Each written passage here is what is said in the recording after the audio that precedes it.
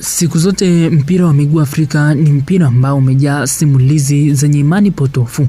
Mara nyingi timu nyingi zimehusishwa na imani za kishirikina, mambo ambayo yanafanyika sio ya kiungwana. Kafu imepiga marufuku zaidi imani za kishirikina katika timu nyingi barani Afrika.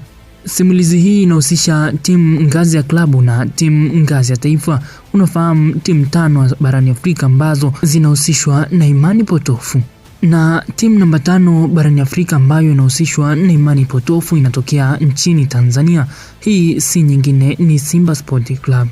Kuna baadhi ya picha nyingi mjongeo zimepita kwenye mitandao ya kijamii zikionyesha baadhi ya wachezaji wakienda kuchimbia vitu uwanjani. Hii inahusishwa na imani potofu, lakini si rasmi kwamba ni imani potofu, bali komenti za mashabiki katika mitandao ya kijamii zikisadiki huenda ikawa ni imani potofu.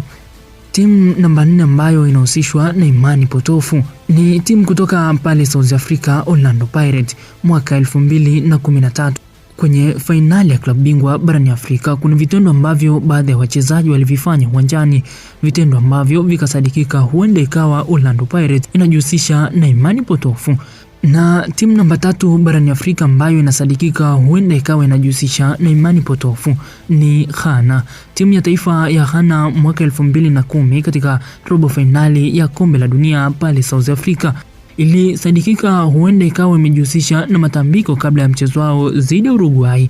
Na timu namba 2 barani Afrika ambayo inasadikika huenda ikawa inajihusisha na imani potofu inatokea pale Nigeria.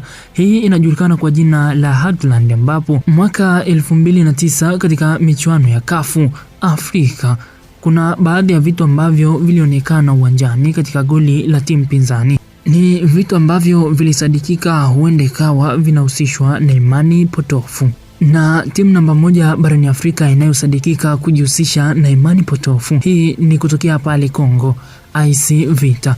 Mwaka 2014 katika michuano ya CAF Confederation Cup ama michuano ya shirikisho barani Afrika, timu ya IC Vita baadhi ya wachezaji waliingia na nguvu za ziada. Hii kiufundi inaitwa irizi. Hii kiufundi inasadikika huenda ikawa waliingia na nguvu za ziada kwa ajili ya kuweka wepesi kwa wachezaji ili waweze kushinda mechi hiyo.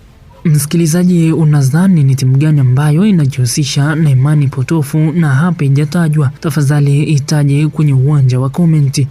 Mimi ni Elisante Mwanga. Msikilizaji, usisahau kulike pamoja na kushare na kukomenti.